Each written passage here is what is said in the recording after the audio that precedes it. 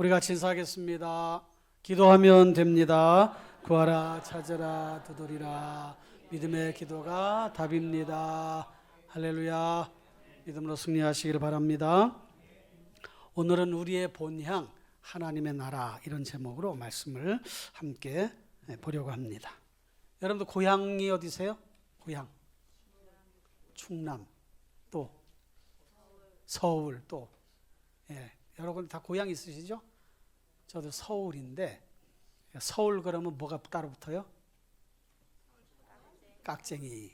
왜 그렇게 얘기하는지 모르겠어요. 서울은 깍쟁이다. 나는 안 깍쟁인데 어쨌든 깍쟁이라고, 도매급으로. 각자 고향이 있는데, 사실은 우리는 이 세상에서 고향도 있지만 우리의 본향은 하나님 나라입니다. 천국. 우리는 거기 출신이요. 할렐루야. 하나님 나라 백성들이에요. 그러니까 거기에 맞춰서 우리가 살아가야 됩니다. 그런데 우리는 또 세상 나라에서 살아가야 되잖아요. 하나님 나라가 본향이지만 우리는 또 세상 나라에서 살아간단 말이에요. 그래서 이제 구분을 잘해야 되고 구별해야 되는데, 지난 금요일 헌법재판소에 대통령 탄핵에 대한 선고가 있었죠. 우리가 살고 있는 대한민국에서 두 번째 대통령 탄핵이 불행한 일이 일어나고 말았어요.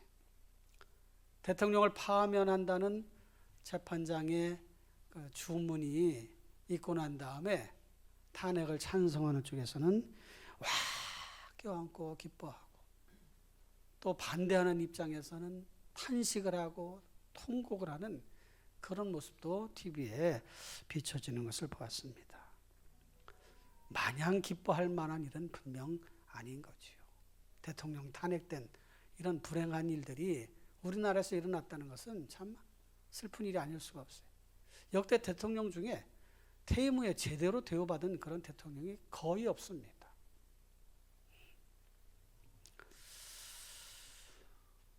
이제 좀 냉철하게 서로를 반성을 하고, 또 모든 정치인들은 너나 할 것 없이 다 책임을 통감하고, 정말 나라를 위해서 무슨 일을 해야 할지를 잘 심사숙고해서 깊이 되새겨서 정치적인 그런 역할들을 잘 수행해야 될 것입니다. 이번에 재판장이 선고한 선고문을 보면 양쪽을 다 지적을 했잖아요. 그래도 비교적 헌재에서 잘 정리를 해서 판결하지 않았나, 그런 생각이 듭니다. 야당도 탄핵만 그렇게 할 게 아니라 정부의 그런 일들도 협조도 하고 협치도 하고 설득도 하고 서로 그렇게 해 나가야지, 그렇게 탄핵만 해서 되겠냐? 재판장이 아주 딱 무섭게 또 꾸짖었어요. 여당과 정부를 향해서도, 대통령을 향해서도 그렇게 안 된다고만 하지 말고 정말 야당을 파트너로 생각하고 같이 서로 머리를 맞대고 그렇게 노력을 해봤냐? 그리고 또 꾸짖었어요. 그러니까 서로 협력을 해서 나라를 잘 세워가야 될 거 아니겠어요.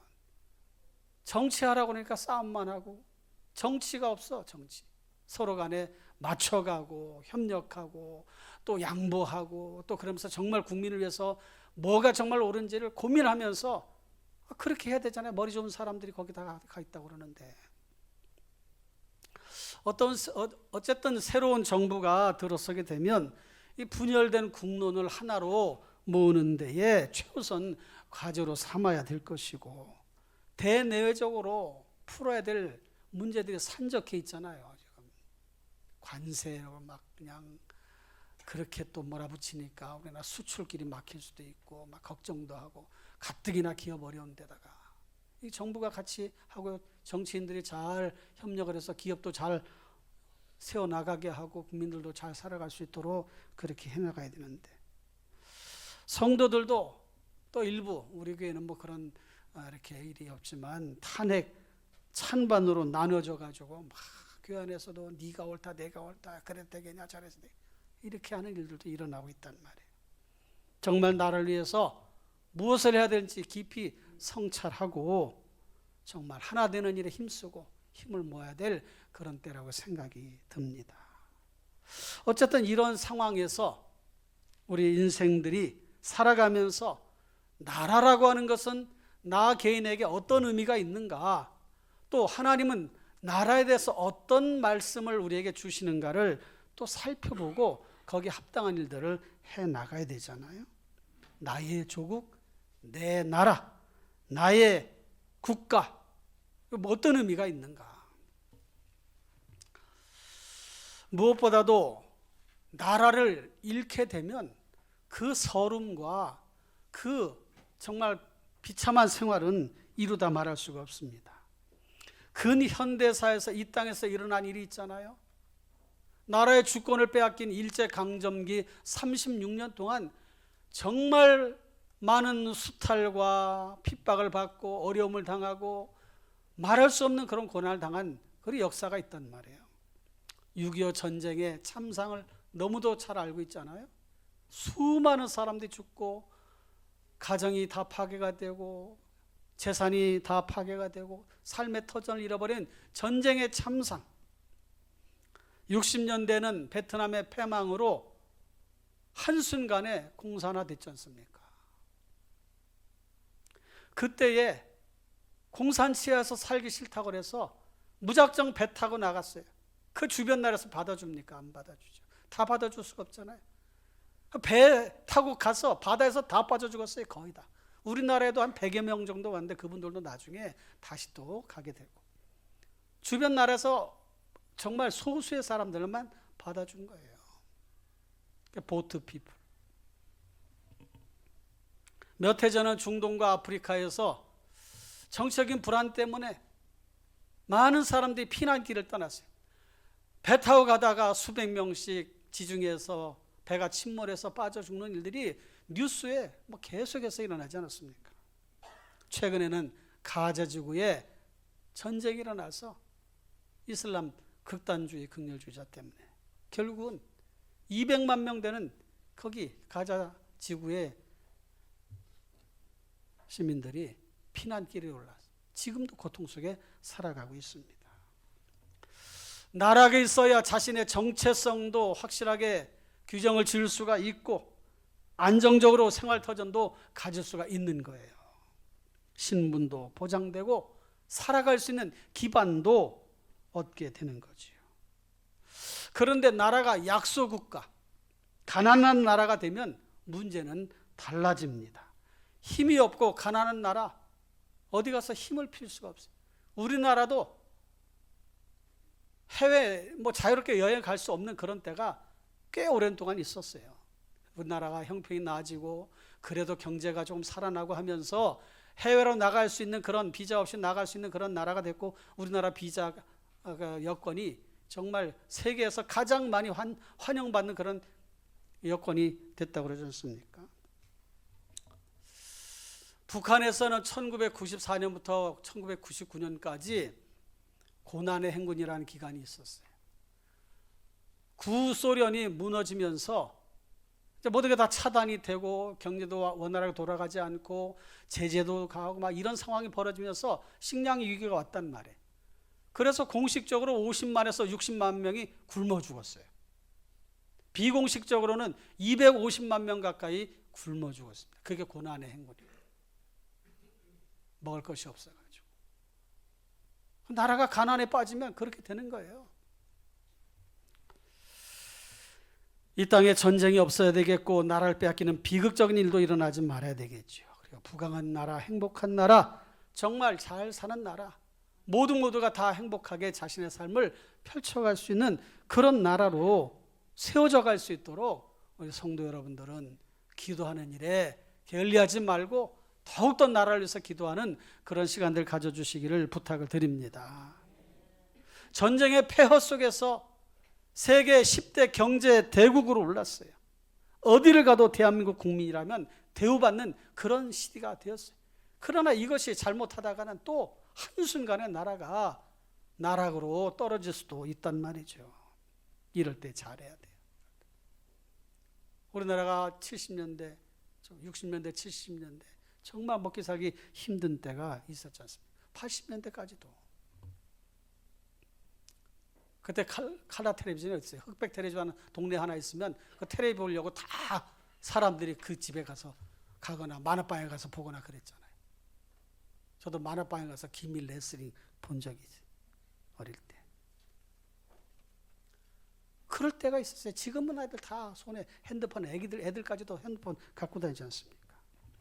어쨌든 이런 상황 속에서 우리나라가 자원이 하나도 없는 나라예요. 석유 한 방울 나지 않는 나라. 그 석유 나는 그런 곳에 가서 우리가 투자를 해서 그래서 들여오는 석유는 있지만 우리 땅에서 석유 한 방울 나지 않아요.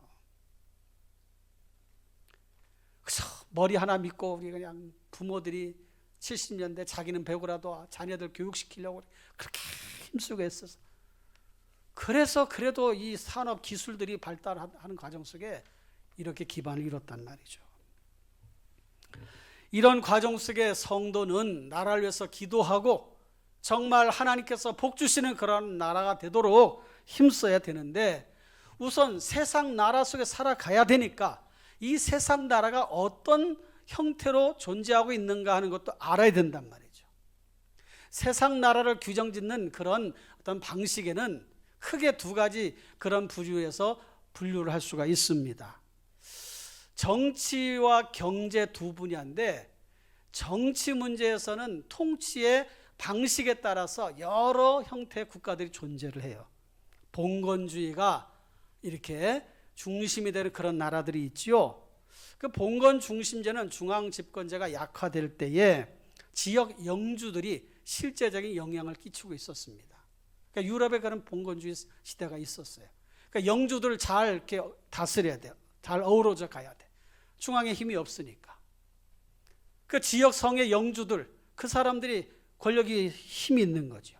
오늘날의 지방자치제가 이런 봉건제의 그런 영향을 받은 거예요. 그래서 지방을 활성화시키자. 너무 중앙 집권적으로 힘을 모으면 안 되니까.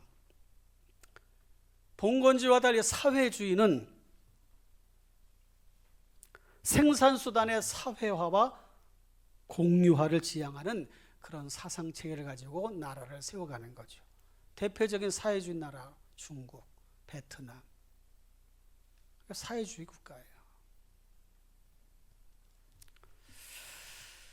그래서 이런 과정 속에서 사회화를 하고 공유화를 하다 보니까 나라에서 그런 것들 모두 다 관여해서 하려고 하다 보니까 이게 잘 됩니까? 안 되죠. 그래서 중국도 사회주의지만 경제체제는 자유시장 체제를 도입을 했단 말이에요. 그러니까 지금 중국이 그래도 경제가 막 활성화되고 그러잖아요. 베트남도 마찬가지고. 공산주의는 사유재산제, 그것 대신에 재산의 공유를 실현시키므로 계급이 없는 평등사회를 만들어가자, 그런 사상이 공산주의예요. 그러다 보니까 모든 경제활동들을 나라에서 다 주고 배급제를 하는 거예요. 배급제. 북한이 그런 거죠. 배급제. 쌀도 배급해주고 뭐도 배급해주고. 근데 나라가 그걸 다 할 수가 없어요. 다 가난해지는 게 사회주의와 공산주의. 다 가난해지는 게. 몇몇 사람들만 권력을 독점하고 있는 거죠. 특히나 사회주의와 공산주의는 유물사상에 근거하고 있습니다. 유물사상이 뭐냐? 사람들의 정신과 사상까지도 물질에서 나왔다는 거예요. 물질. 생산 물질에서 모든 게 다 나온 것이다. 그러니까 거기에는 영혼이라는 게 없어요. 영적인 세상이라는 게 없는 것이에요. 그러니까 우리가 정신을 똑바로 차려야 돼. 전제주의는 뭐냐? 전제주의는 특정한 개인이나 계급 또는 소수 집단이 국가의 모든 권력을 장악하고 있는 거죠. 전제주의 국가. 북한도 전제주의지만 아주 독특한, 거의 왕정제도와 다를 바가 없죠. 김일성 왕가. 전제주의예요. 왕권주의는 왕이 절대 권력을 가지고 나라를 통치해야 된다는 사상. 독재주의는 독재 정치를 주장하는 주의. 민주주의는 한 국가의 주권이 특정 개인이나 집단이 아닌 국가에 속한 모든 국민에게 있음을 확인하고 국민의 권력을 기반으로 현실 정치를 구현하는 사상 제도가 민주주의예요. 윈스턴 처칠이 이런 얘기를 했습니다. 민주주의는 최악의 정치 형태이지만 지금까지 존재한 다른 어떤 정치 제도보다는 좋다. 또 민주주의가 단점도 있지만 그래도 가장 다른 제도보다는 나은 게 민주주의다, 그런 얘기를 했어요.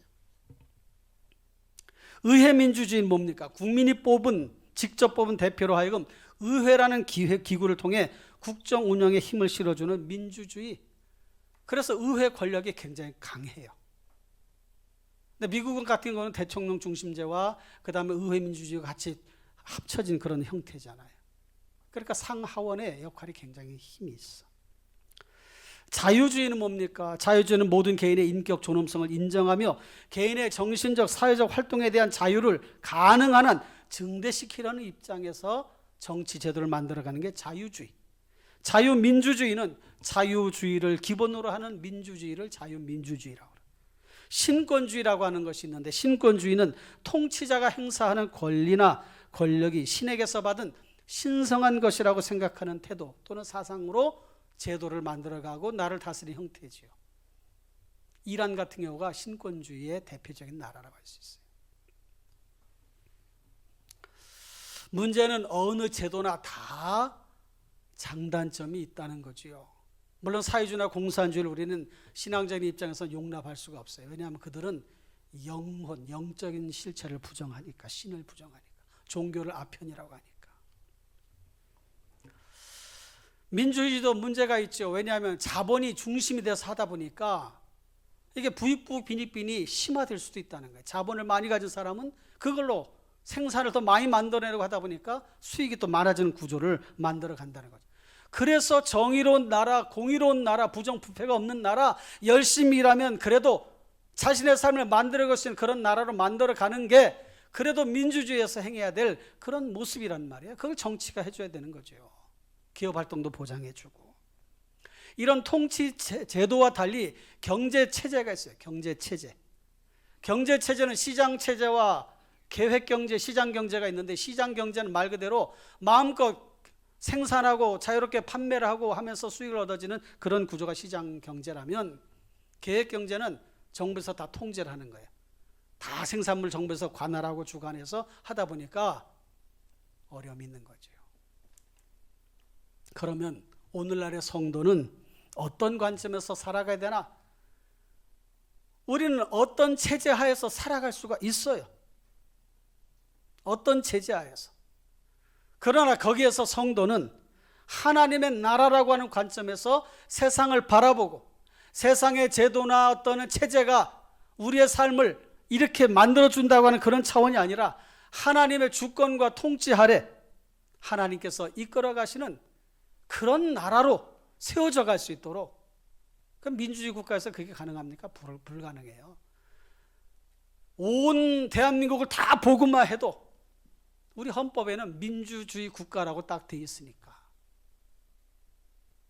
신정주의 국가를 할 수가 없어요. 그거 어떻게 되나? 성도들이 한 사람 한 사람 복음을 전하고 말씀을 전하고 해서 그들을 하나님의 나라, 하나님의 주권과 통치가 그들의 삶의 자리에 미치도록 해야 되는 거죠. 그걸 또 우리도 해야 돼. 그래서 가정이 하나님의 나라가 돼야 되고, 직장이 하나님의 나라가 돼야 되고, 사회가 하나님의 나라가 될 수 있도록 성도들이 하나님 나라의 관점에서 하나님의 말씀을 법으로 삶의 자리에서 실천해 가는 거예요. 하나님의 말씀 성경은 세상 나라에 대한 여러 가지 교훈과 지침을 말씀하고 있는데, 무엇보다도 하나님은 어떤 나라를 세우시길 원하셨나? 출애굽기 19장 6절에 보면 너희가 내게 대하여 제사장 나라가 되며 거룩한 백성이 되리라. 너는 이 말을 이스라엘 자손에게 전할지니라. 하나님이 원하신 나라의 제도와 형태는 하나님의 나라, 제사장 나라, 하나님의 말씀의 법이 실현되는 그런 나라를 꿈꾸셨던 것입니다. 그렇게 우리에게 요구하시는 거예요. 그래서 택한 백성 이스라엘 통해서 그런 하나님의 나라를 만들어 가시려고 했던 거죠. 하나님의 다스림을 받도록. 그럼 오늘날에는 그럼 이스라엘 이때 구약시대에 하나님 말씀하시는 말씀은 누구에게 하시는 말씀이냐? 오늘날 교회에게 말씀하시는 거예요. 우리로 하여금 제사장 나라, 하나님을 예배하는 나라가 되게 하시기 위해 하나님께서 우리를 부르신 겁니다. 그러니까 우리는 하나님의 말씀의 법을 다스림을 받고 하나님의 주권과 통치, 다스리심을 인정하고 삶의 자리에서 그렇게 순종하며 살아가야 되는 거지요. 사랑하는 성도 여러분, 그런 삶을 살아가시며 믿음으로 살아가시기를 주님의 이름으로 축원합니다. 모세를 통해서 신명기 4장 7절로 8절 말씀 보면 우리 하나님 여호와께서 우리가 그에게 기도할 때마다 우리에게 가까이 하심과 같이 그 신이 가까이 함을 얻은 큰 나라가 어디 있느냐. 오늘 내가 너에게 선포하는 이 율법과 같이 이 그 규례와 법도가 공의로운 큰 나라가 어디 있느냐. 이렇게 말씀하시는 거예요. 하나님의 말씀의 법에 다스림을 받는 이런 큰 나라가 어디 있느냐. 하나님 택한 이스라엘을 향하여 그렇게 말씀하신 것입니다. 역대상 16장 28절에 보면 여러 나라의 종족들아 영광과 권능을 여호와께 돌릴지어다 그랬어요. 여러 나라 종족들아 영광과 권능을 하나님께 돌리라는 거예요. 사람이 주관하지 않도록.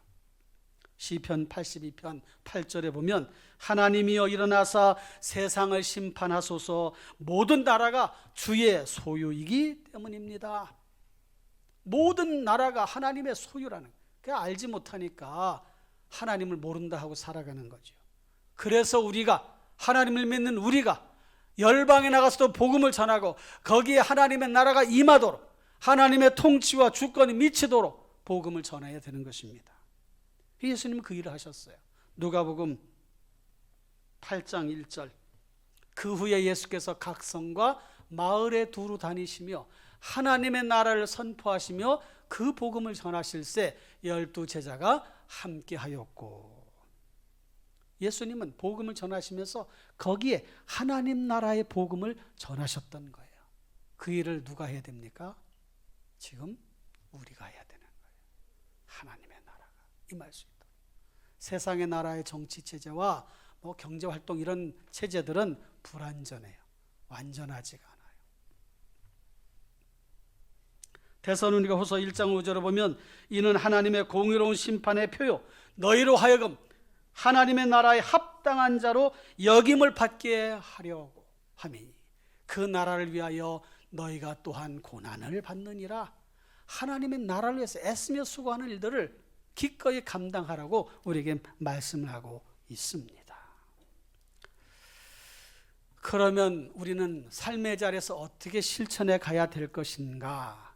구별과 분별, 이게 필요해요. 하나님의 백성으로서의 삶은 분명 구별된 삶이어야 돼요. 세상 속에 살아가되 분별할 줄 알아야 돼요. 또한 책임과 역할이 있습니다. 책임은 하나님의 나라를 확장해 가는 것이고 역할은 세상 속에서 빛과 소금의 역할을 감당해 가는 거예요. 그러므로 사랑하는 성도 여러분, 하나님 나라의 백성으로서 우리는 그런 마음을 가지고 그런 책임을 가지고 살아가야 된다는 사실을 기억하고 여러분들 삶의 자리에, 가정의 일터에 하나님의 나라가 임하시도록 기도하시고 믿음으로 살아가시는 성도님 되시기를 주님의 이름으로 부탁을 드립니다. 예수님이 우리에게 가르치신 기도의 핵심이 뭡니까? 하나님의 나라가 이 땅에 이루어지게 하옵소서가 예수님이 가르치신 기도의 제목이에요. 그러니까 우리는 그렇게 생각해야 돼. 하나님의 나라가 이 땅에 임하도록 하나님이 다스리시고 하나님의 말씀 앞에 순종하고 하나님의 뜻대로 살아가는 그런 사람들로 이 세상이 변화되게 해 주시옵소서. 그렇게 해야 되는 거죠. 그래서 오늘 본문 말씀 우리에게 주시는 거예요. 이 오늘 본문 말씀에 대한 자세한 내용은 제가 쓴 책 2권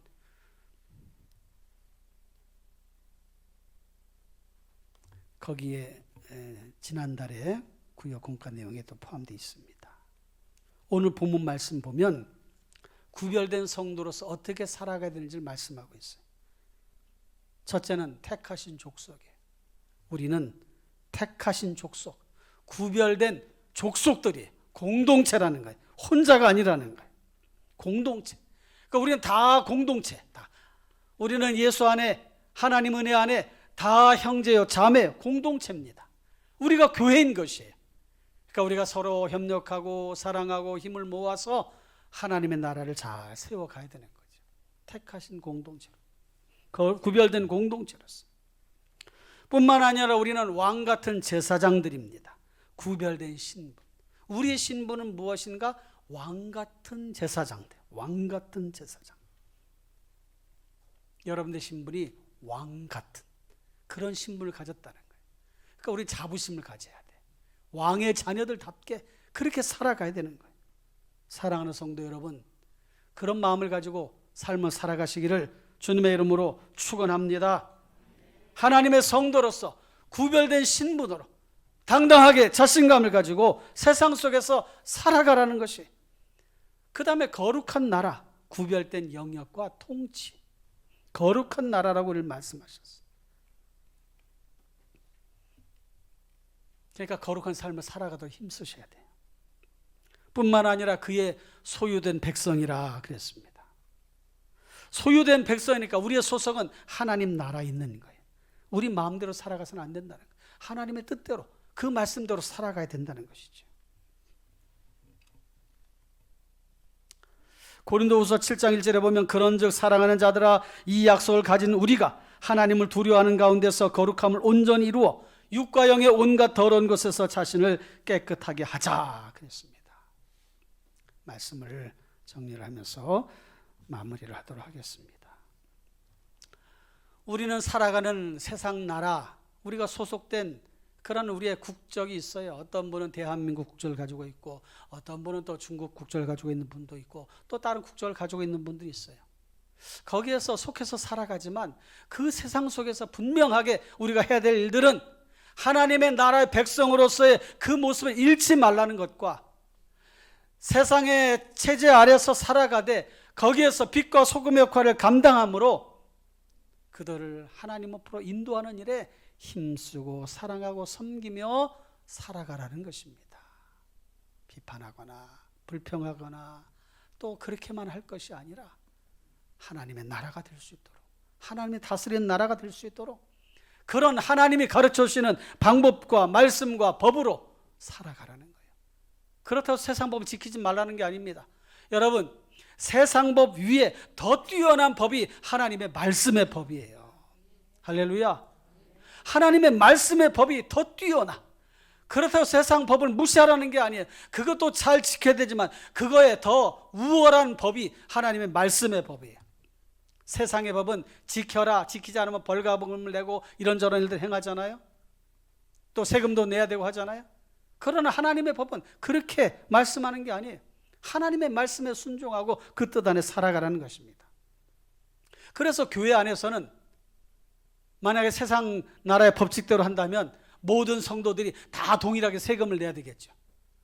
교회를 유지할 때 이만큼 필요하니 다 동일하게 세금을 내시오. 그렇게 하지 않잖아요. 왜? 자기가 받은 은혜대로, 하나님께서 주시는 감사함대로 자발적으로 하나님 앞에 헌신하고 봉사하고 물질도 드리고 그렇게 한단 말이에요. 교회에서 봉사하는 일도 자발적으로 하는 거예요. 서로 맡겨주신 역할도, 내가 나에게 이런 사명을 주셨구나, 그렇게 감당하면서 그 힘들고 수고로운 일들을 다 하잖아요. 세상 나라에 산다면 내가 이만큼 일했으니 나에게 거기에 맞는 합당한 돈을 주시오, 이렇게 했어야 될 것이에요. 그렇게 하지 않잖아요. 왜 그렇습니까? 하나님 나라의 통치 방식을 따르기 때문에. 은혜 받았으니 감사하고, 주셨으니 감사하고, 힘이 있으니 봉사하고, 맡겨주셨으니 감당하고. 할렐루야. 그게 하나님 나라의 방식이에요. 이 하나님 나라의 방식, 내 것을 나눠주고 섬기고 희생하고 하는 게 그게 하나님 나라의 방식이에요. 세상에서는 절대 기대할 수가 없는 거예요. 그런 방식으로 세상 속에서 살아가라, 그렇게 가르쳐 주신 것입니다. 사랑하는 성도 여러분, 우리의 본향은 하나님의 나라예요. 그러니 세상 노래 살아가면서도 이 땅에서 영원히 살 것이 아니라고 생각하고 하나님 나라를 소망하되 이 땅에서 살아가는 동안은 하나님의 방식, 하나님 나라의 백성의 모습을 가지고 살아가라는 것이 주님의 뜻인 줄 아시고 말씀을 부지런히 연구하고 배운 대로 그렇게 실천해 가시면서 하나님의 영광을 드러내고 많은 사람들을 품어주고 사랑하며 섬기는 귀한 우리 성도님 삶이 다 되어지시기를 주님의 이름으로 축원합니다. 기도하겠습니다.